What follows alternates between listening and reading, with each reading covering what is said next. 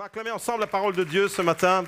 Et pendant que vous reprenez place, juste un petit rappel, la semaine dernière, on a découvert ensemble la dynamique du royaume de Dieu. C'est le thème dans lequel nous sommes engagés maintenant depuis la semaine dernière. La dynamique du royaume de Dieu. La semaine dernière, on a découvert que le royaume de Dieu est une dynamique expansive.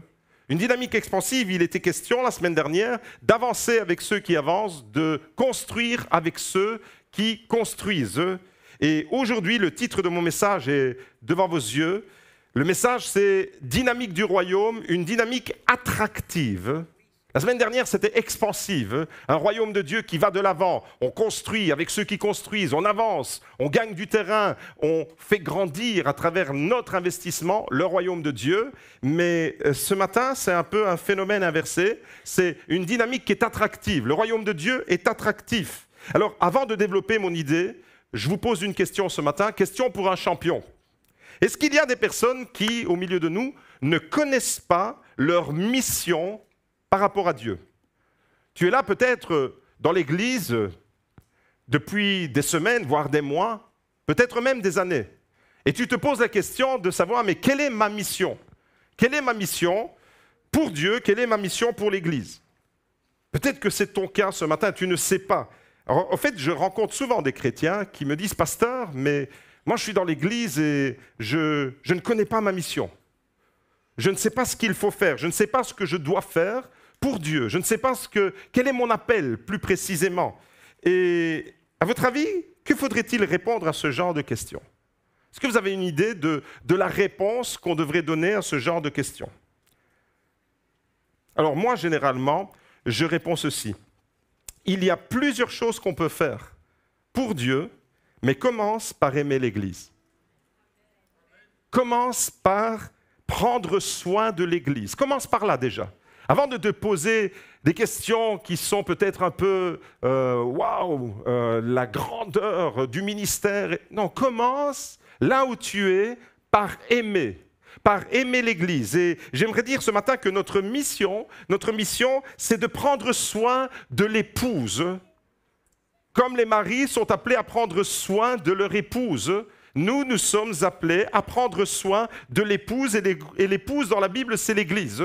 Nous sommes appelés. Autrement dit, je ne peux pas être amoureux de Jésus et délaisser son épouse. Je ne peux pas être amoureux de Jésus, être émerveillé par ce que Jésus fait, par la gloire de Jésus, par les mérites de tout ce qu'il accomplit, et me désintéresser de son épouse. L'Église est l'épouse de Christ. Et commence par aimer l'Église. Commence par prendre soin de l'Église. Vous savez, nous sommes tous des disciples et nous avons tous la même mission. Moi et vous, on a la même mission. Certaines personnes me disent, mais pasteur, la mission des disciples, c'est de faire des disciples. Autrement dit, la première mission, c'est l'évangélisation. Est-ce que vous êtes d'accord avec ça, que la première mission de l'Église, c'est l'évangélisation? Eh bien, moi, je vous dis non. Moi, je vous dis non. La priorité de l'Église, ce n'est pas d'abord l'évangélisation. La première mission de l'Église, regardez, ça apparaît à l'écran, c'est de nous aimer les uns les autres. Avant que Jésus ne nous dise « Allez et faites de toutes les nations », il nous a dit « Aimez-vous les uns les autres ». C'est le premier commandement. Tu aimeras Dieu de tout ton cœur, de toute ton âme, de toute ta force, et tu aimeras ton prochain comme toi-même. Et ton prochain, il est où? Il est juste assis à côté de toi, il est derrière toi, il est devant toi. Aimez-vous les uns les autres, c'est la première mission. Autrement dit, mes amis, dans la vie chrétienne, sans l'amour, tout le reste est du cinéma et du théâtre. Tout, tes prières, ton service, ton engagement, tes témoignages, tout ce que tu peux imaginer dans la vie chrétienne, sans l'amour, c'est du théâtre, c'est du cinéma. Comme on dit dans le monde, c'est du pipeau. Prends soin de l'Église. Aime l'Église. Aime les frères et les sœurs. Alors, ce n'est pas moi qui le dis, c'est Jésus lui-même. Jean chapitre 13 au verset 34, Jésus dit « Je vous donne un commandement nouveau. Aimez-vous les uns les autres comme je vous ai aimés. Vous aussi, aimez-vous les uns les autres. » Attention ici. « À ceci, tous connaîtront que vous êtes mes disciples, si vous avez de l'amour les uns pour les autres. » Je vais entendre un amen retentissant. À ceci, dites avec moi, à ceci, tous reconnaîtront que vous êtes mes disciples, si vous vous aimez les uns les autres, si vous avez de l'amour les uns pour les autres. Il est question de disciple et de reconnaître un disciple. Et comment est-ce qu'on reconnaît un disciple selon les critères de Jésus à l'amour du disciple? Ce n'est pas à son éloquence, ce n'est pas à son intelligence, ce n'est pas à ses beaux discours, ce n'est pas à son service. Non, c'est à l'amour du disciple. Si tu as de l'amour, et pour faire des disciples, eh bien, j'aimerais vous dire qu'il faut donner envie de devenir un disciple. Et comment est-ce qu'on peut donner de devenir un disciple? Eh bien, en nous aimant les uns les autres. En nous aimant les uns les autres, on va donner envie à ceux qui ne sont pas encore des disciples de devenir des disciples. Autrement dit, l'amour est au service de l'évangélisation. Une évangélisation sans amour, c'est du prosélytisme. C'est un discours religieux où on essaye de gagner les autres à notre conviction. Ce n'est pas ça que Jésus nous a demandé. Il nous a donné un exemple. Il nous a dit « Aimez-vous les uns les autres comme je vous ai aimé ». Vous savez, tout le monde peut parler de Jésus. Peut-être que tu parles de Jésus, même à un chat qui passe dans la rue, tu serais prêt à parler de Jésus. À n'importe qui, sur ton lieu de travail, tu parles de Jésus. Mais c'est autre chose de faire des disciples. Parler de Jésus ne fait pas automatiquement des disciples. Et pour faire des disciples, ce matin, on va se le mettre dans le crâne, on va faire rentrer cette information vraiment en profondeur. Pour faire des disciples, il faut s'en mettre même un disciple. Et la marque distinctive du disciple, c'est à l'amour que nous avons pour les autres frères, pour les autres sœurs, pour les autres disciples. Jésus alors nous donne cette réponse au verset 35. C'est à ceci que tous connaîtront que vous êtes mes disciples. C'est à l'amour que vous avez entre vous. Autrement dit, la première mission des disciples de Jésus, c'est de rendre sa communauté belle et attirante. Quand tu prends soin des frères et sœurs, quand tu prends soin de l'Église, tu contribues à embellir l'Église. Est-ce que vous avez envie de rendre votre communauté, notre assemblée, notre belle famille GLC Beaudour encore plus attirante, encore plus attractive? À l'amour que nous aurons les uns pour les autres, les gens viendront ici et diront « Waouh, j'ai jamais ressenti autant d'amour. Waouh, cet amour qui m'impressionne. » Eh bien, j'aimerais vous dire que pour rendre l'Église belle et attirante, c'est-à-dire attirer vers Jésus et faire des disciples, il n'y a qu'une seule façon, c'est de ressembler à Jésus. Et ça, c'est tout le programme de toute notre vie. Tu te demandais quelle est ta mission, quel est ton appel, qu'est-ce que tu peux faire dans l'Église? Commence par aimer l'Église. Et pour aimer l'Église, tu as besoin d'être imprégné de l'amour de Jésus.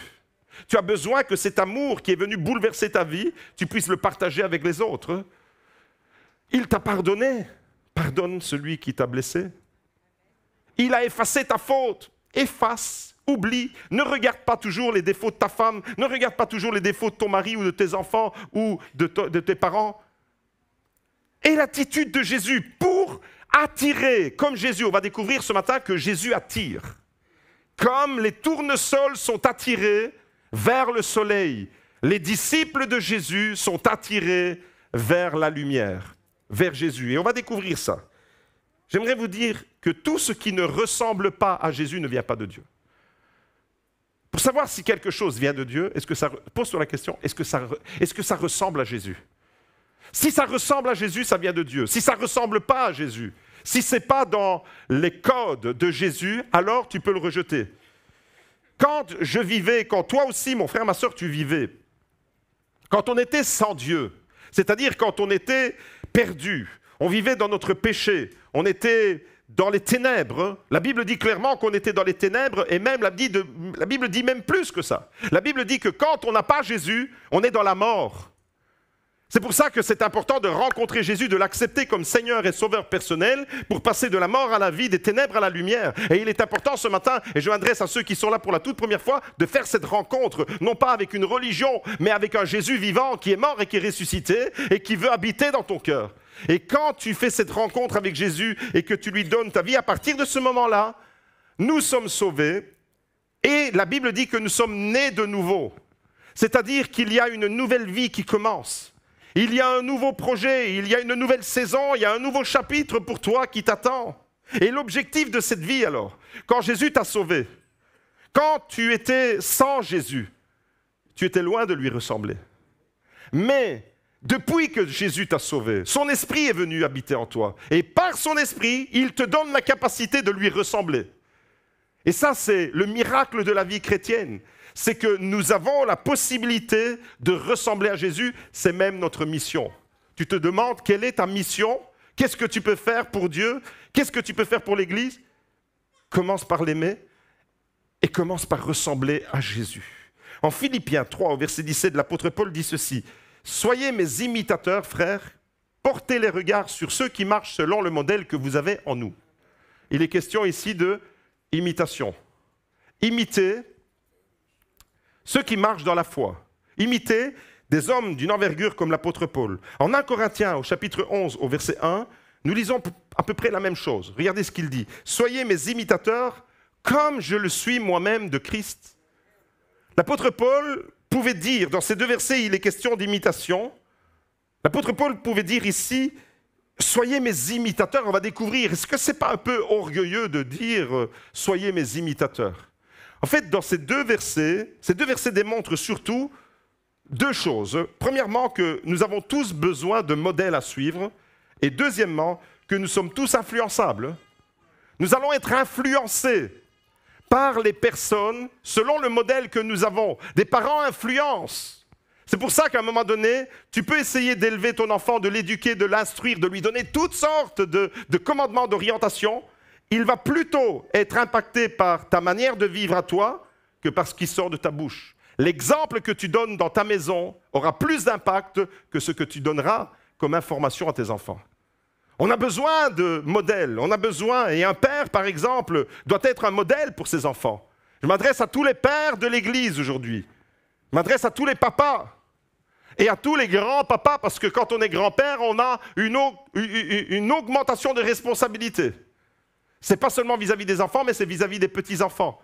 Nous sommes appelés à être des modèles pour nos enfants. Est-ce que je peux entendre les hommes dire Amen? Soyez mes imitateurs, disait l'apôtre Paul, comme je le suis moi-même de Christ. Une maman, une mère aussi doit être un modèle pour ses filles, pour ses enfants. Je m'adresse à toutes les mamans ce matin. Est-ce que tes filles, tes enfants, tes fils, quand ils regardent ta vie, disent « Ma mère est un modèle ». Seigneur, ta grâce, j'ai besoin de te ressembler. Un pasteur, pasteur Carozzo, doit être un modèle pour les frères et les sœurs de l'Église, un modèle, un exemple à suivre pour les chrétiens du GLC Beaudour et pour tous ceux qui nous découvrent. Un disciple, quel qu'il soit. Tu n'es peut-être pas papa, tu n'es peut-être pas maman, tu n'es peut-être pas pasteur, mais tu es un disciple de Jésus. Eh bien, en tant que disciple, tu as une responsabilité. Un disciple, quel qu'il soit, à partir du moment où il a donné sa vie à Jésus, à partir du moment où sa vie a été impactée par l'amour de Dieu, l'Esprit de Dieu est venu en toi, tu es un disciple, tu as une mission, tu dois devenir un modèle pour les autres. Et que quelqu'un d'autre puisse dire « Waouh, je me suis inspiré de la vie de cet homme, de cette femme. » Et il a laissé un parfum. Vous savez, j'atteins maintenant 20 années de ministère ici, et je vous avoue vraiment, j'ouvre mon cœur. Au bout de 20 années, je me pose la question, est-ce que j'ai encore ma place ici? Je me pose la question, est-ce que je n'ai pas fait mon temps? Est-ce qu'il n'est pas temps pour le GLC Beaudour de faire appel à un autre pasteur qui conduira l'église là où je n'ai pas été capable de la conduire? Merci pour toutes ces marques de sympathie, mais c'est un devoir pour moi de me remettre en question. Est-ce que j'ai encore quelque chose à vous apporter? Merci, vous êtes sympa ce matin. Je ne vous lâche pas, non, je ne vous lâche pas. L'apôtre Paul pouvait dire dans ces deux passages, « Soyez mes imitateurs ». Pas par orgueil, pas par arrogance non plus. Vous savez, hey, faites comme moi, regardez-moi. Ça, ce serait de l'arrogance. C'est un sentiment de supériorité. Il n'avait pas ce sentiment de supériorité, cet esprit de supériorité. L'apôtre Paul pouvait dire en toute légitimité, « Soyez mes imitateurs comme je le suis moi-même de Christ », parce que Christ vivait réellement en lui. C'était visible. Il était capable de souffrir pour Jésus. Il était capable d'endurer des coups durs pour Jésus. Il était capable d'affronter des tempêtes, des situations invraisemblables pour Jésus. Il n'abandonnait pas le navire. Après la première petite incompréhension, il restait focus sur sa mission, ressembler à Jésus, faire des disciples et témoigner de son amour. Et l'apôtre Paul alors, parce qu'il vivait vraiment sa foi, parce que sa foi, ce n'était pas simplement un décor religieux, mais vraiment une nature profonde qui a bouleversé sa vie parce que Christ vivait réellement en lui. Il pouvait dire « Christ est la vie et la mort m'est un gain ». Christ en moi, l'espérance de la gloire. C'est parce que vraiment Jésus a transformé la vie de l'apôtre Paul qu'il pouvait dire « Soyez mes imitateurs ». Non seulement Jésus vivait en lui, mais son comportement à l'apôtre Paul était exemplaire, un exemple pour les fidèles. Et il n'avait pas à rougir de dire aux autres « Soyez mes imitateurs comme je le suis moi-même de Christ ».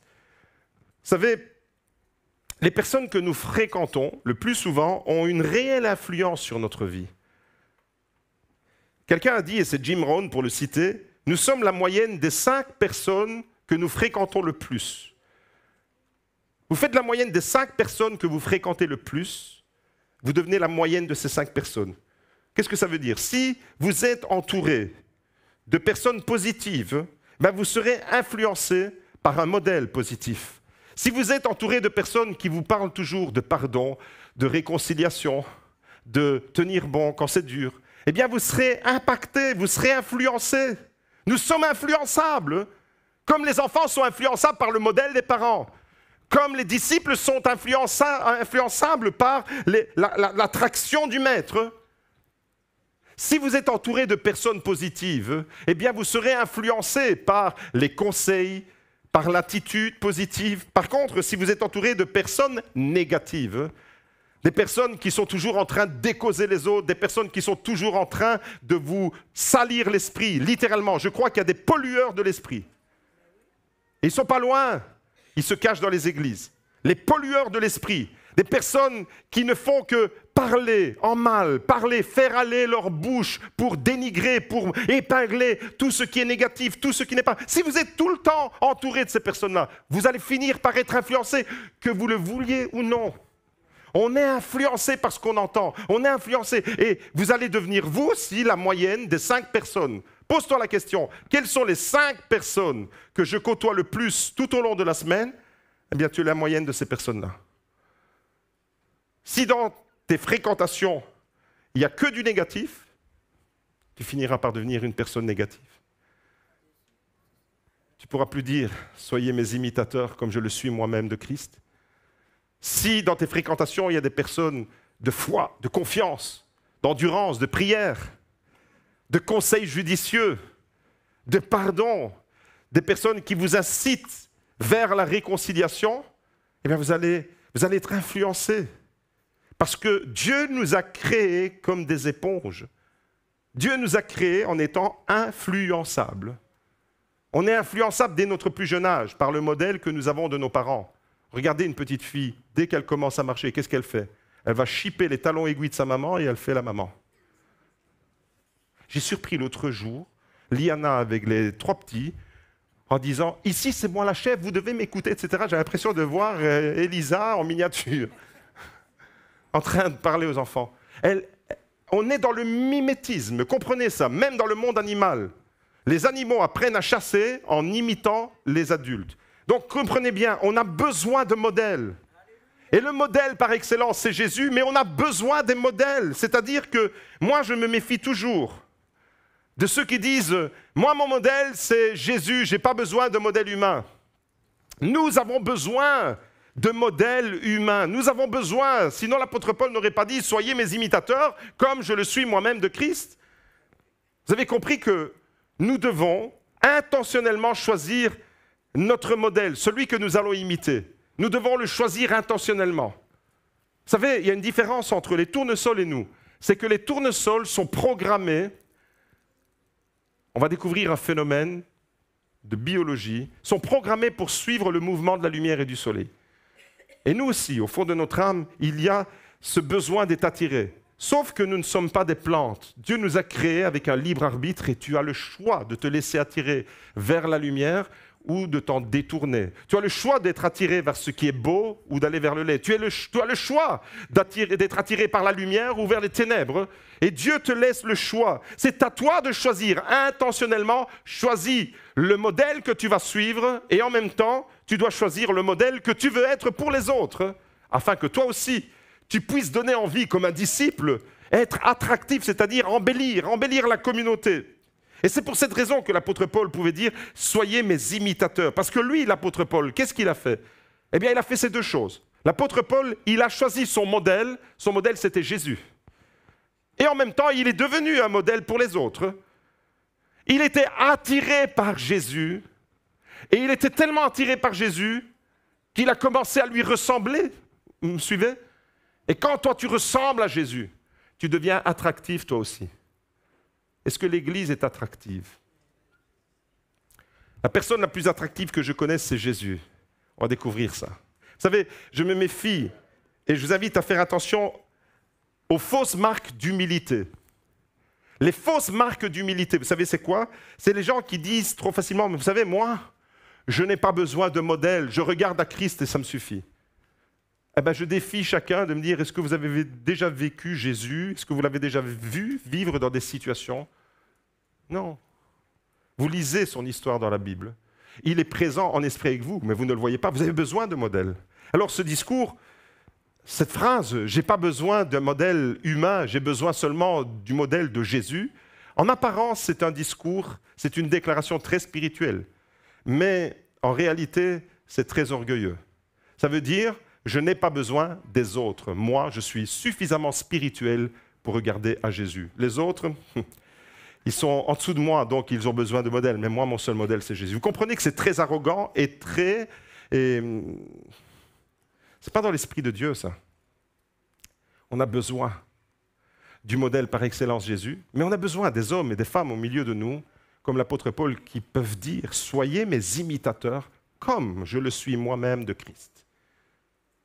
Les chrétiens à qui il a dit ces choses, les Philippiens et les Corinthiens, ils ont vu l'apôtre Paul à l'œuvre, ils l'ont vu gérer des situations, ils ont vu concrètement comment gérer un conflit entre frères, entre sœurs.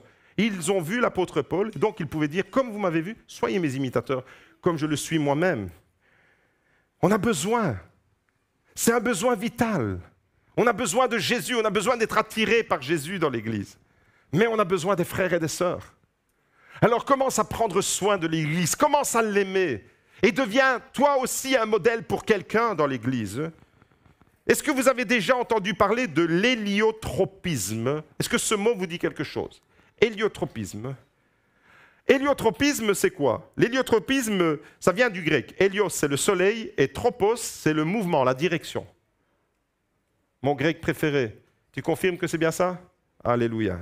L'héliotropisme, c'est quoi? C'est le phénomène par lequel les jeunes tournesols se tournent vers le soleil. Ils sont attirés, il y a une attraction naturelle de l'est vers l'ouest, là où le soleil se lève, là où il se couche. Et vous voyez les jeunes tournesols qui, au fur et à mesure que le soleil avance, eh bien, ils se tournent. Des chantiers de tournesols, vous passez le matin, ils sont dirigés dans une direction, vous passez le soir, ils sont orientés dans une autre direction. Ils n'ont pas changé comme ça. Il y a quelque chose, le Créateur a mis un gène dans cette plante, comme dans toutes les plantes, on est attiré par la lumière, mais là, il y a quelque chose qui est vraiment visible à l'œil nu. Tu peux suivre le mouvement du soleil. Malheureusement, on observe aussi un autre phénomène avec les tournesols. C'est que quand les tournesols deviennent adultes, quand ils deviennent un peu vieux comme ça, eh bien, ils se sclérosent. La tige va durcir et le tournesol, parce que la tige s'est durcie, elle s'est rigidifiée, le tournesol ne suit plus le mouvement du soleil. Et si vous voyez des tournesols qui ne suivent plus le mouvement du soleil, vous savez que c'était des vieux croulants. Et ça me fait penser à nous-mêmes, ça me fait penser à nos vies. Rappelle-toi ces premiers moments quand tu étais amoureux de Jésus, quand tu suivais le mouvement, quand tu étais vraiment à fond, quand tu passais des moments dans sa présence, quand tu étais attiré par lui, comme le tournesol est attiré par le soleil. Rappelle-toi de tous ces moments où, avec ta femme, avec ta famille, tu passais des moments dans la présence de Dieu, où tu étais investi dans la maison de Dieu, mais malgré les difficultés, malgré les épreuves, mais tu suivais comme le tournesol suit le soleil, tu suivais le mouvement de Jésus dans ta vie. Et puis tout doucement, qu'est-ce qui s'est installé dans ta vie? Et s'est installé le phénomène de la sclérose spirituelle. C'est quoi la sclérose spirituelle? La sclérose spirituelle, c'est l'endurcissement. La Bible nous parle souvent de l'endurcissement du cœur. Tu as commencé à te rigidifier. Tu as abandonné certaines choses et tu as commencé à te figer. Jésus était en mouvement autour de toi, il voulait te conduire ailleurs et toi, tu es resté focus. Tu es resté figé. Tu n'as plus suivi le mouvement. Pourquoi? Parce que ton cœur s'est endurci. Ce matin, je m'adresse à tous les tournesols du GLC Beaudour. Que votre tige soit souple pour suivre le mouvement de celui qui est notre soleil de justice. Que nous puissions suivre le mouvement et continuer à être attirés. Continuer à être attirés parce que c'est à cette condition-là que nous aussi, on deviendra attirants. Est-ce que vous avez envie que notre église soit une église répulsive ou attractive? Allô? Attractive. Pour être attractif, il faut que nous-mêmes on soit captivés par le mouvement de ce Jésus qui est là au milieu de nous. Et lorsque le disciple que tu es, que je suis, va commencer à suivre le mouvement, il va devenir lui aussi un modèle. Un modèle et il va contribuer à rendre son église belle et attirante. C'est à ce prix-là. Ta première mission, c'est de rendre ton église belle, de l'aimer. Commence à aimer, même si tu ne sais pas quel est ton appel, même si tu ne sais pas où tu vas servir Dieu, dans quel département, commence à aimer tes frères et tes sœurs. Et quand tu vas commencer à aimer tes frères et tes sœurs, tu vas devenir attractif toi aussi. Et on ne regardera pas ton diplôme, on ne regardera pas tes fautes d'orthographe quand tu écris un texte sur Facebook, on ne regardera pas tout ça, on regardera ton cœur. Si ton cœur est souple, s'il est malléable, il sait se remettre en question et il continue à suivre le mouvement de Jésus. Si ton cœur devient rigide, vous savez, on se rigidifie avec le temps. On abandonne certaines choses, cette fraîcheur, cette spontanéité que vous aviez au début de la conversion. C'est pour ça que la Bible dit « J'ai contre toi que tu as abandonné ton premier amour. Ton cœur s'est endurci. J'ai contre toi. » Pourquoi? Le premier amour, c'était le moment où ton cœur, il palpitait pour Jésus, pour l'Église, pour les frères et sœurs. C'était une fête. Et puis, malheureusement, le train-train de la vie a pris le dessus, tes préoccupations. C'est devenu trop difficile à gérer dans ta vie et tu as commencé à te scléroser, tu as commencé à te rigidifier. Tu n'as plus suivi le mouvement de Jésus. Et parce que tu n'as plus... Oui, Jésus il fait toujours partie de ton décor. C'est un ornement, Jésus, dans ta vie. Mais ce n'est plus celui qui te conduit comme le soleil conduit le tournesol. Non, il doit redevenir celui qui va attendrir ta tige. Dis à ton voisin, laisse Jésus attendrir ton cœur ce matin. Je m'adresse à toutes les tiges rigidifiées. Ton cœur endurci doit être malléable entre les mains de Jésus. Et à ce moment-là, alors, oui, tu vas être attiré par lui, mais tu vas devenir attractif pour les autres. Et lorsque le disciple est rempli de l'amour de Jésus, lorsque cet amour se manifeste à travers sa vie, eh bien, c'est le disciple qui devient attractif. Vous comprenez le mécanisme? Le disciple va devenir, comme l'apôtre Paul, celui qui pouvait dire « Soyez mes imitateurs, soyez attirés », autrement dit. On imite quelqu'un qui nous attire. Soyez mes imitateurs, comme je le suis moi-même, de Christ. L'amour de Jésus, j'aimerais vous dire ce matin, est l'attraction la plus forte qui existe dans l'univers tout entier. L'amour de Dieu. Vous savez, dans notre corps, il y a du fer. Et si vous mettez un aimant près du fer, qu'est-ce qui se passe? L'aimant va attirer le fer. Vous êtes d'accord avec moi? Et si dans ton cœur, tu prends conscience dans ton corps, quand Dieu nous a créés, il y a du fer. Littéralement, il y a du fer. Il y a bien d'autres composantes chimiques, mais il y a du fer. Notre Dieu, c'est un Père aimant. Laisse le fer de ton cœur être attiré par l'aimant de Dieu. Tu dois être attiré vers le cœur de Dieu. Et cette attraction extraordinaire, je crois que dans l'univers, l'énergie, la force, la puissance la plus puissante qui existe, l'attraction la plus extraordinaire qui soit, c'est l'amour de Dieu. C'est l'amour de Dieu. Et comme les tournesols sont attirés par le soleil, alors, eh bien, c'est l'amour de Jésus qui nous attire vers lui. Quand on découvre ça, quand on lit dans l'Évangile l'histoire de Jésus, il est attirant. Il est attractif. Je ne sais pas, vous, quand vous lisez l'Évangile, les Évangiles, Matthieu, Marc, Luc et Jean, ce qui vous impressionne le plus chez Jésus. Il y a plein de choses, on pourrait chacun y aller du sien.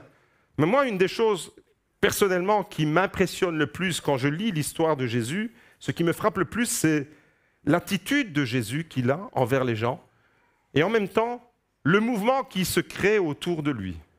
il y a un mouvement d'attraction. Autrement dit, Jésus devient attractif. Il y a des foules qui le suivent. Il y a des disciples qui abandonnent leur activité professionnelle pour se mettre en mouvement. Il y a un mouvement qui se crée autour de Jésus.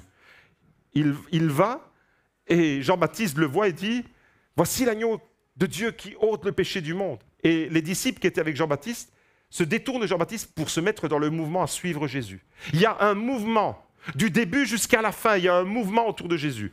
Et ce qui m'impressionne le plus, c'est ça. Dans le ministère de Jésus, c'est son attitude vis-à-vis des gens et le mouvement qui s'organise autour de lui. Il y a une forte attraction. C'est une attraction comme le soleil qui attire le tournesol. Le mot attraction signifie littéralement action de tirer vers soi. Action par laquelle un corps est attiré par un autre. Alors on peut se poser la question, mais ce mouvement-là qu'on voit dans l'Évangile, les foules qui suivent Jésus, mais qu'est-ce qui attirait ces foules vers Jésus?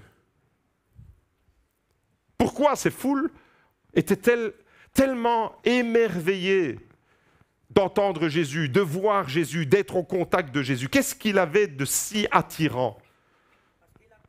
Jésus avait cet fort pouvoir, pas seulement pour l'autorité. Jésus avait un fort pouvoir d'attraction parce qu'absolument tout ce qu'il faisait, ce qu'il disait, était inspiré par l'amour, la vérité et la pureté. Absolument tout. Tout ce que Jésus faisait était stimulé, était provoqué, était inspiré par l'amour. Quand il regarde quelqu'un, il aime profondément la personne. Ça pouvait être un rebut de la société, il l'aime. Ça pouvait être quelqu'un qui était oublié de tout le monde, il l'aime. Tu es peut-être dans cette église ce matin, tu te sens rejeté, tu te sens oublié de tout le monde, il t'aime. C'est ça la marque distinctive de Jésus. L'autorité, elle vient se greffer à l'amour de Jésus. Mais si Jésus n'avait que de l'autorité, il n'aurait pas été aussi attirant. Parce qu'une autorité sans amour, ça fait un dictateur. Une autorité sans amour, ça fait un despote. Mais Jésus est loin d'être un despote. Jésus était vraiment attirant. Pourquoi? Parce que tout ce que Jésus entreprenait, ce qu'il disait, ce qu'il faisait, absolument tout, était saturé, imprégné par l'amour. Et ce matin, c'est le défi que je lance au GLC Beaudour. On va bientôt commencer une année nouvelle et on est déjà là en train de recevoir la parole de Dieu. Et si on commençait à se dire que tout ce qu'on va entreprendre, tout ce qu'on va dire, tout ce qu'on va faire, les actes qu'on va poser dans la foi pour glorifier notre Dieu devront être tous imprégnés et saturés par l'amour de Dieu. Alors, vous savez quoi? Alors, je suis convaincu que comme Jésus était attractif d'une puissance phénoménale, l'Église continuera à être attractive elle aussi. Parce que l'Église, c'est le corps de Jésus. Et le corps de Jésus doit être aussi attractif. On ne peut pas avoir la tête attractive et le corps qui est répulsif. Ici, je me suis fait toute une batterie de médicaments pour partir en Afrique et je suis allé acheter des sprays répulsifs pour repousser les moustiques. Et des fois, j'ai l'impression qu'en tant que chrétien, on a mis des sprays spirituels sur nous qui sont répulsifs.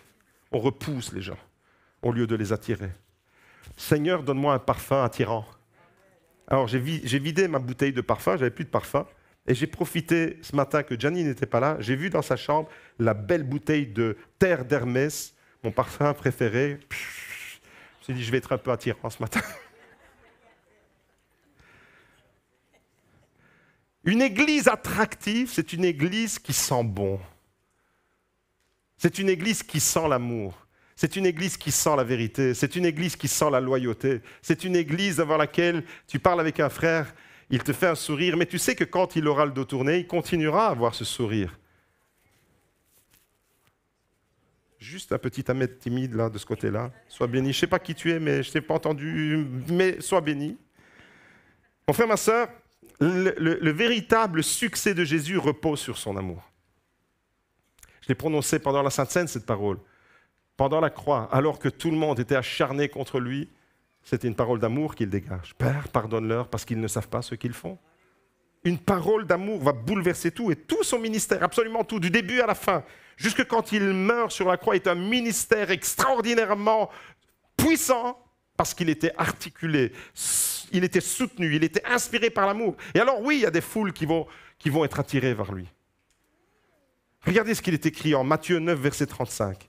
Jésus parcourait toutes les villes et les villages, le soleil qui se déplace. Les tournesols, ils sont où? Est-ce qu'il y a des tournesols ce matin? Je le sais. Dis à ton voisin, tête de tournesol, tu as intérêt à suivre le soleil. Regardez ce qui se passe quand Jésus passe. Il y en a qui veulent ressembler à des tournesols, ils ont décoloré leurs cheveux, ils sont devenus tout blonds. Jésus parcourait toutes les villes et les villages, il enseignait dans leurs synagogues, il prêchait l'évangile du royaume et guérissait toute maladie et toute infirmité. À la vue des foules, il y a des foules. Jésus amorce le mouvement et il y a des foules qui se mettent à le suivre. Mais à la vue des foules, il en eut compassion. Compassion, c'est amour. Car elles étaient lassées et abattues comme des brebis qui n'ont pas de berger. Alors il dit à ses disciples, la moisson est grande, mais il y a peu d'ouvriers. Priez donc le Seigneur de la moisson d'envoyer des ouvriers dans sa moisson. Je paraphrase ça. Jésus est en train de dire, maintenant les gars, c'est vous qui allez devenir attractifs. Vous là, les ouvriers de la moisson, vous allez vous maintenant devenir des pôles attractifs pour attirer toutes ces personnes qui sont là, abandonnées au bord du chemin, comme des brebis abattues, qui sont fatiguées de la vie, épuisées. Il y a des fatigués de la vie autour de nous. Il y a au milieu de nous des gens qui sont fatigués, épuisés, qui sont littéralement au bout du rouleau. Ton frère, ta sœur à côté de toi, il te fait un beau sourire, mais tu ignores sa souffrance, ses luttes et ses combats. Sois quelqu'un de positif pour lui, pour elle. Sois quelqu'un d'attirant, sois quelqu'un comme Jésus qui est attiré par son amour. Priez donc le Seigneur de la moisson d'envoyer des ouvriers dans sa moisson. Envoyer les ouvriers dans la moisson, c'est-à-dire les disciples de Jésus vont se mettre en mouvement, vont suivre et vont faire la même chose que ce que le Maître faisait. Ils vont imiter, comme l'apôtre Paul, qui pouvait dire « Soyez mes imitateurs comme je le suis moi-même de Christ ». Chapitre 10, verset 1. Puis Jésus appela ses 12 disciples et leur donna le pouvoir de chasser les esprits impurs et de guérir toute maladie et toute infirmité. Regardez ce que Jésus faisait au début. Il passait dans les villages et il guérissait les malades, il chassait les esprits impurs et il manifestait la puissance du royaume de Dieu. Maintenant, il donne à ses disciples le pouvoir de faire la même chose. C'est-à-dire, ce que moi j'ai fait, maintenant vous allez le faire. Mais attention, si tu veux faire les mêmes choses que Jésus, en étant inspiré par autre chose que par l'amour qui inspirait Jésus, tu auras zéro succès. Tu auras zéro succès. On est dans le religieux alors. On est dans toutes sortes de mécanismes religieux qui n'ont aucun impact. Mais si tu veux vraiment avoir un impact, et si tu veux laisser un beau parfum dans la vie des autres, alors tu dois être inspiré par l'amour. Je dois être inspiré par l'amour comme Jésus lui-même. Jésus manifestait 3 choses fondamentales en relation avec les autres. Chaque fois qu'il était en relation avec les autres. On voit ça dans ce texte qu'on vient de lire. Qu'est-ce qu'il fait? Qu'est-ce qui dénote de l'attitude de Jésus? Jésus avait, premièrement, un regard positif. Deuxièmement, un langage positif. Et troisièmement, des actions positives. 3 choses. Vous retrouvez ça dans tout ce que Jésus fait. On doit retrouver ça dans tout ce que nous faisons en tant qu'Église. Un regard positif. Il regarde la foule et il en a compassion. C'est un regard d'amour. Ce n'est pas un regard de jugement. Ce n'est pas un regard, tu souffres. C'est bien fait pour toi. Je t'avais dit de ne pas faire ça. Je t'avais dit de ne pas prendre ce chemin-là. Maintenant, tu es en train de te morfondre. Eh bien, tu récoltes ce que tu as semé. Combien de fois, des fois, on a un peu ce sentiment-là? Un peu comme si on jugeait les autres. Non. Jésus, il ne prend pas en considération pourquoi ces disciples-là, ces personnes qui étaient là dans la foule, qui étaient là, étaient en souffrance. Le regard, c'est un regard d'amour. Et si on commençait à se regarder vraiment avec amour? Vous n'êtes pas tellement d'accord? Et si on commençait avec un regard positif, à la vue des foules, à la vue, son regard, il voit, il repère dans la foule celui ou celle qui est blessé, fatigué, au bout du rouleau, celui qui a des problèmes et qui n'en peut plus à cause de son travail, celui qui est découragé à cause d'une situation familiale, celui qui est découragé parce que malheureusement il y a des mauvaises nouvelles qui viennent de t'effrayer. Pour plein de choses, on peut ressembler à ces gens, être fatigué de la vie, être abattu. Quelques jours en arrière, il y a une jeune maman avec un bébé dans les bras qui a sauté d'un pont en remouchant et qui a mis fin à ses jours. Une trentaine d'années, désespérée cette fille. Qu'est-ce qui a poussé cette maman, avec son bébé de 9 mois je crois, à se jeter du pont de Remouchant, que je connais très bien ce pont, je le prenais souvent quand j'étais là-bas. Quand tu passes en dessous de ce pont, il est impressionnant, il est très haut. Qu'est-ce qui a poussé cette personne? Je crois qu'il y a des personnes comme ça autour de nous, on doit les repérer, qui sont au bout du rouleau. Comment on les voit? Est-ce qu'on les voit seulement? Jésus voit. Et la conséquence de ce qu'il voit, c'est qu'il a de la compassion. Son regard, c'est un regard positif, imprégné de son amour. Ça le rend attractif. Et si on commence à regarder les gens autour de nous avec le même regard que Jésus, on sera attractif comme Jésus. Deuxième chose, c'est un langage positif. Son langage, pas seulement son regard, son langage, c'est-à-dire quand tu parles, est-ce que c'est agréable ou est-ce que c'est toujours sur le ton du reproche, c'est toujours sur le ton de la menace, c'est toujours avec des insultes, avec de la colère, avec du mépris? Jésus, lui, il parle toujours en étant inspiré par son amour. Voilà ce qui le rendait attractif. Jésus parcourait toutes les villes et tous les villages. Le soleil se déplace, les tournesols le suivent. Et qu'est-ce qu'il faisait? Il enseignait. Il enseignait dans les synagogues et il prêchait l'Évangile. L'Évangile, c'est quoi? C'est une bonne nouvelle. C'est un message qui vient nous dire que Dieu n'est pas contre nous, mais que Dieu est pour nous. Dieu n'est pas contre toi. Même si tu traverses des moments de galère, Dieu n'est pas contre toi. Ce que tu es en train de vivre là, ce n'est pas un jugement de Dieu. Ça, c'est les discours religieux. Ah, mais si tu es en train de souffrir, c'est qu'il y a un jugement de Dieu qui s'abat sur toi. Non, non, non. Le discours de Jésus, c'est un discours positif. Il passe dans les villages, le soleil se déplace, les tournesols le suivent et il enseigne. Il enseigne les vérités du royaume de Dieu, un langage positif, et il enseigne la profondeur de l'Évangile, c'est-à-dire un message qui nous fait prendre conscience que Dieu n'est pas notre ennemi, que Dieu est notre allié, que Dieu nous aime. Voilà ce que Jésus manifestait. Voilà pourquoi il avait du succès. Et la troisième chose, c'est que Jésus, il posait des actes positifs. Ce n'était pas seulement le regard, ce n'était pas seulement le discours, c'était des actes concrets. Regardez, quand il passait, il ne faisait pas seulement qu'enseigner, il guérissait toutes les maladies et toutes les infirmités. Ça, c'est des actions concrètes. OK? 3 choses. Le regard, le langage, les actions. Imprégnées par l'amour de Dieu. Si vous devez retenir quelque chose de ce message, c'est ça. Nous aussi, en tant qu'Église, en tant que corps de Christ, en tant qu'épouse de Christ, on doit être imprégnés de son amour afin de regarder les autres avec amour, afin de parler aux autres avec amour et afin de poser des actes dans la vie des autres avec amour également. Et alors à ce moment-là, il va se passer des choses extraordinaires. Il va se passer qu'on va devenir un pôle d'attraction. Si Jésus était tellement attractif, je crois que l'Église va se transformer et va devenir le lieu le plus attractif qui existe sur Terre. Les gens, comme Emeline qui nous a découvert par Internet et qui a été attirée, elle a ressenti quelque chose, eh bien, devraient venir par centaines et par centaines, se bousculer. Pourquoi? Pas seulement parce qu'on est sur Internet, parce que le bouche-oreille, il y a de l'amour là-dedans. Il y a de l'amour là-dedans. Je n'ai pas été jugé, j'ai reçu une parole d'encouragement, de relèvement, j'ai reçu une parole, on a posé des actes dans ma vie concrets qui me montrent vraiment que ces gens-là, ils ont de l'amour. Et l'amour, c'est puissant.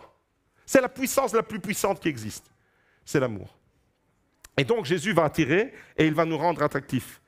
Et quand il a fini de parcourir toutes ces villes et tous ces villages, poser un regard positif, manifester un langage positif et des actes positifs, il va maintenant communiquer à ses disciples la mission d'en faire autant. Maintenant, vous aussi, chapitre 10, verset 1, regardez ce qu'il est écrit, il va transmettre, il va confier sa mission à qui? À qui il confie la mission? Aux disciples. Regardez ce qu'il est écrit, Jésus appela ses 12 disciples. C'est-à-dire, nous sommes de ceux qui avons reçu les bienfaits de Jésus. Maintenant, c'est à nous d'entrer dans notre mission. Puis, Jésus appela ses 12 disciples et il leur donna le pouvoir. Le pouvoir de chasser les esprits impurs, de guérir toute maladie et toute infirmité. Le pouvoir, c'est quoi? Pouvoir, en grec, c'est le mot « exousia » qui est utilisé. Exousia, ça veut dire quoi? Exousia, c'est une autorité. Il nous a donné l'autorité qui était en lui, il nous l'a donnée, à condition qu'on l'utilise avec amour. Quand l'Église a oublié d'utiliser l'autorité qui lui a été conférée, quand l'Église, dans l'histoire de l'Église, a oublié ça, l'Église, elle est devenue une machine de guerre infernale. Elle a usé de son autorité, qui est devenue de l'autoritarisme. Pardon, Seigneur. Parce que ce n'est pas ça que tu nous as donné comme mission. Ce n'est pas d'être autoritariste, c'est d'utiliser l'autorité comme toi tu l'as utilisée. Ne jamais oublier que l'autorité du royaume de Dieu va en parallèle avec l'amour qui se dégage dans ce royaume. Et comme Jésus nous a montré l'exemple, soyez les imitateurs de Jésus, comme je le suis moi-même de Christ, disait l'apôtre Paul. Autorité. Le mot exousia qui est traduit ici par « il donna le pouvoir », c'est autorité, droit, permission. Autrement dit, nous sommes autorisés. Nous avons l'autorité et en même temps, ça veut dire capacité. Ça veut dire qu'il nous a équipés, vraiment nous sommes équipés pour que nous puissions manifester cette autorité-là. Et cette autorité-là, elle sert à quoi? Elle sert ni plus ni moins à manifester l'amour de Dieu dans la vie des autres. Et quand tu manifestes l'amour de Dieu dans la vie des autres, tu deviens attractif. Tu ne te mets pas au-dessus des autres, tu ne te mets pas comme un moralisateur pour les autres. Ce mot exousia, il est tellement merveilleux. Regardez la polysémie qu'il y a, c'est-à-dire les différents sens qu'il y a dans ce mot. Autorité, droit. On a le droit d'utiliser l'autorité contre toute manifestation qui fait souffrir, qui opprime, qui oppresse, contre les esprits impurs, contre les démons et contre les infirmités qui tiennent les gens dans leur souffrance. On doit utiliser cette autorité-là. Autorité, droit, permission, capacité et pouvoir. Et pour manifester alors cette autorité-là, il faut un regard positif, un langage positif et des actes positifs. Vous êtes d'accord avec ça? Si de temps en temps vous êtes d'accord, au lieu de vous endormir, vous pouvez dire Amen. Mes amis, je termine avec ça, l'équipe de louange peut me rejoindre. Les paroles de Jésus attirées. Le regard de Jésus attiré, les actions de Jésus attirées parce qu'il aimait vraiment les personnes. Comprenez qu'il aimait sincèrement les gens. Et quand on manifeste cette autorité à la manière de Jésus, eh bien, des foules vont être attirées. Comme les foules étaient attirées par Jésus. Malheureusement, je dis bien malheureusement, parce que si c'était comme ça, si c'était toujours comme ça, les pasteurs de la terre entière n'auraient pas besoin de prêcher tous les dimanches. Malheureusement, il y a aussi le contraire. Malheureusement, il y a aussi une église où les gens parlent sur les uns sur les autres. Malheureusement, il y a l'église où les gens cessent d'être attractifs à cause de l'hypocrisie, à cause de la médisance, à cause des mauvaises paroles. Et l'église, alors, où on parle les uns sur les autres, imaginons, je ne parle pas pour vous, ici. Vous ne parlez jamais sur les autres. Je le pense vraiment. Que le Saint-Esprit seul sonde les cœurs ce matin. Mais quand on parle les uns sur les autres, qu'est-ce qui se passe? On cesse d'être une église attractive. Pourquoi? Parce que le Saint-Esprit est attristé. Quand tu parles en mal d'un frère, d'une sœur, tu attristes le Saint-Esprit. Et quand le Saint-Esprit est attristé, Jésus n'est plus visible. Quand tu attristes le Saint-Esprit, Jésus s'efface. Mais nous, on veut que Jésus soit visible dans notre Église. Et pour que Jésus soit visible, il faut que son amour soit en action. Et pour que son amour soit en action, il faut des disciples qui soient réceptifs et vivent ça. Mais quand tu parles mal d'un frère, d'une sœur, tu attristes le Saint-Esprit et alors l'Église cesse immédiatement d'être attractive. Et on devient un club. Une association, comme il y a beaucoup d'associations humaines dans le monde. On n'est plus, on cesse d'être corps de Christ en action. On devient un club. On a nos préférés dans ce club. Les autres, on ne les calcule pas trop. Jésus n'est plus visible dans cette église-là. Et les disciples ne sont plus attractifs. Et conséquence, l'église n'est plus attractive. Vous me suivez? Mon frère, ma sœur, j'aimerais interpeller le cœur des disciples tournesol ce matin. J'aimerais m'adresser à tous ceux qui veulent être attirés encore et encore vers la lumière de Jésus. Être souple et se diriger vers le mouvement. Quand tu vois un problème, mon frère, ma sœur, quand tu vois un problème dans l'église, si tu aimes, tu vas prier pour ce problème. Quand tu vois un problème avec un frère, avec une sœur, si tu aimes, parce que c'est dans ta nature, tu es comme le maître, tu imites le maître, il t'a donné son ADN et son pouvoir, son exousia est en toi. Si tu vois un problème dans l'église, prie pour le problème, prie pour les personnes qui sont concernées par ce problème et ferme-la. Va pas décauser. Parce que quand tu n'aimes pas, tu vois le même problème. Et là, tu vas commencer à critiquer. Tu vas commencer à parler. Tu vas commencer à jeter du venin.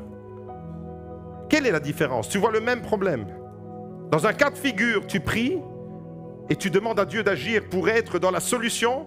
Dans un autre cas de figure, tu vois le problème, le même problème, tu commences à critiquer, tu commences à dénoncer. Quelle est la différence? L'inspiration qui est en toi. Soit tu es dans l'amour, soit tu n'es pas dans l'amour. C'est ça.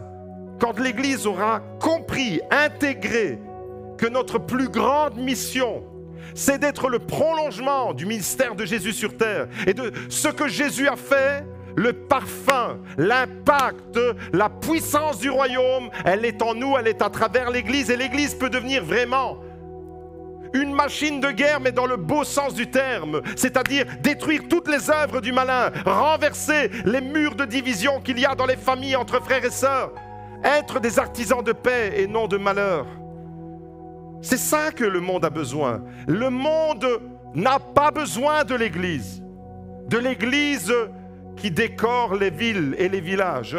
Le monde a besoin de disciples qui sont impactés, remplis par la puissance de Dieu, animés par l'Esprit de Dieu, remplis par son amour. Révolutionner les villes et les villages, comment? Comme Jésus, à travers son amour. Un regard positif, un langage positif et des actions positives. Alors mon frère, ma sœur, toi aussi, ce matin, toi qui es là dans cette église, tu es candidat pour être un pôle attractif et pour que tu puisses attirer les autres. Quand on s'approche sincèrement de Jésus, et je vais donner la possibilité à chacun, au nouveau comme au plus ancien, de t'approcher de Jésus comme le tournesol s'approche de la lumière. Quand on est contaminé par Jésus, parce que je crois que Jésus nous contamine, alors nous sommes contagieux. Nous devenons contagieux. Si vraiment Jésus habite nos cœurs, le parfum de Jésus doit se ressentir. Et Jésus ne laisse personne indifférent. Jésus a tiré les foules, Jésus a attiré les estropiés, Jésus a tiré les aveugles, Jésus a tiré tout le monde. Tout le monde criait vers Jésus. Jésus a tiré les Bartimées, les hommes et les femmes qui étaient abattus, fatigués, ils étaient déclassés, la société les avait mis sur la rigole. Même ces gens-là étaient attirés par Jésus. Pourquoi? Parce qu'il y avait de l'amour en Jésus. Et je crois qu'on doit redevenir et on doit redécouvrir les fondamentaux de l'Église, les fondamentaux de la foi. Parce que quand l'amour de Dieu est vécu vraiment dans l'Église, et là, je prie en ce moment que le feu s'allume dans les cœurs de chacun, que la rigidité de nos tiges, quand ta tige elle est rigide, elle ne suit plus le mouvement du soleil. Tournesol, laisse-toi malléable, deviens un tournesol malléable. Quand l'amour de Dieu est vécu dans l'Église, Alors l'Église se transforme en un lieu extraordinaire d'attraction pour tous les perdus de la vie. Et je crois que c'est notre mission. Et ça, c'est le rôle de chacun. C'est ton rôle, c'est mon rôle. C'est le rôle de tous les disciples. Dès l'instant où tu as donné ta vie à Jésus, ta mission commence. Pourquoi? Pourquoi c'est comme ça? Parce que tout simplement, l'amour, encore une fois, est la force d'attraction la plus extraordinaire qui soit. Alors ce matin, je voudrais adresser une parole et une invitation, et on va terminer avec ça, à tous les disciples authentiques qui veulent vivre ça. Vous savez, les disciples authentiques, c'est ceux qui ne jouent pas aux chrétiens. Les disciples authentiques, je crois que ce sont eux la plus belle publicité de l'Église. C'est quoi la publicité de l'Église? La plus belle publicité de l'Église, ce n'est pas la prédication du pasteur, même si on a intérêt à être dans une église où le pasteur prêche bien. La plus belle publicité de l'Église, ce n'est pas la qualité de la louange, même si c'est agréable d'être dans une église où la louange est de bonne qualité. Mais ce n'est pas ça la plus belle publicité de l'Église. La plus belle publicité de l'Église, c'est vous. C'est les vies transformées. C'est des personnes qui étaient complètement aigries, qui se laissent envahir par l'amour de Dieu, qui vivent le miracle et qui deviennent contagieuses et qui deviennent attractives, attirantes et qui montrent, comme l'apôtre Paul, le chemin de la lumière. Soyez mes imitateurs, comme je le suis moi-même de Christ. Suivez le mouvement du soleil, tournesol, tournez-vous vers Jésus. C'est lui la solution. Et je veux lancer un appel, je veux terminer. C'est ça la plus grande publicité de l'Église. Est-ce que tu veux faire partie, toi aussi, mon frère, ma sœur, de ce projet merveilleux? Et combien alors de personnes ce matin sont prêtes à s'engager, littéralement à dire « Seigneur, je veux vivre ça. Je veux rendre le GLC Beaudour attractif comme Jésus lui-même était attractif. » Et tu m'as donné la clé ce matin, la clé de toutes les clés, la clé suprême, c'est d'aimer. C'est en même temps le besoin le plus fondamental de l'être humain. C'est le besoin le plus grand de l'être humain. Vous savez pourquoi il y a tellement de souffrance? Parce qu'il y a un manque d'amour. Il y a beaucoup de souffrance dans les familles parce qu'il manque de l'amour dans les familles. Il y a beaucoup de souffrance dans les cœurs des hommes et des femmes, des papas et des mamans, des enfants, des adolescents. Pourquoi? Parce qu'il y a un manque d'amour. L'amour guérit. Si tu laisses maintenant dans ta situation les ruines là, qui sont en train de sombrer, si tu laisses l'amour de Dieu imprégner ta vie, tu vas vivre ton miracle. Et là où tu croyais que tout était fini, tu découvres que Dieu fait des merveilles. Tu peux le vivre, ce miracle. Il faut que tu redécouvres l'amour de Jésus en action. Combien de personnes sont prêtes à dire ce matin, Seigneur, je veux faire partie de ceux qui sont attractifs pour toi. Je veux m'investir. Je veux avoir un regard positif sur mes frères, sur mes sœurs et sur tous ceux que tu places sur mon chemin. Je veux prononcer des paroles positives sur tous ceux que tu mets sur mon chemin. Je veux poser des actes positifs. Ça ne peut pas être seulement un regard. Ce serait de la pitié. Sans suite. Ça ne peut pas seulement être une parole. Ça manquerait de concret. Ça doit être un regard, ça doit être une parole et ça doit être un acte positif que l'on doit poser, inspiré par l'amour de notre Maître. À lui soit la louange, l'honneur et la gloire. Amen, amen, amen. Seigneur, ce matin, tu es là et tu nous as montré le chemin. Tu es le chemin, la vérité et la vie. Et on pourrait dire tu es aussi le chemin de l'amour par excellence. Ce matin, Seigneur, je déclare que l'amour triomphe dans nos combats, dans nos luttes. Ce matin, je veux déclarer que ton amour est plus fort, plus grand, plus puissant que tout. Toutes les manœuvres de l'ennemi, tu nous as donné la capacité de les démasquer. Tu nous as donné l'exousia, le pouvoir, la capacité, la permission, le droit, l'autorité pour être dans la solution, réparer, chasser ce qui est ténébreux et faire place à ta lumière. Être dans la guérison, être un artisan de guérison. Toi-même, tu allais dans les villes et les villages et tu as chargé les disciples d'être le prolongement. Mais pour ça, Seigneur, nous avons besoin d'être animés par le même esprit que toi. Seigneur, pardonne-nous où toutes les fois, nous avons continué à fonctionner comme une église, mais rigide, la tige des tournesols s'est bloquée à un certain moment. On n'a plus suivi le mouvement de l'Esprit. Pardonne, Seigneur. Et rends, Seigneur, les tiges de nos cœurs souples, malléables, afin de suivre ce mouvement merveilleux. Là où tu passes, Seigneur, tu laisses un parfum d'une agréable odeur. Et là où tes disciples passent, laisseront ton odeur. Je déclare, Seigneur, sur toutes les personnes qui sont debout, qui se sont levées pour faire partie de ce merveilleux projet, rendre l'Église belle, attirante, attractive comme toi, tu l'étais. Je te prie pour chacun afin que ton esprit et que ton amour soient répandus dans les cœurs de chacun au nom puissant de Jésus. Amen, amen, amen. À lui soit toute la louange, l'honneur et la gloire. On va se laisser conduire sur ce chemin-là et on va terminer avec tu ferais un chemin. Dieu est un way maker. Il ferait un chemin là où il n'y en a pas, là où tu ne le vois pas. Alors laisse-le t'imprégner, chante-le comme une prière ce matin au nom de Jésus et sois rempli de son amour. Amen.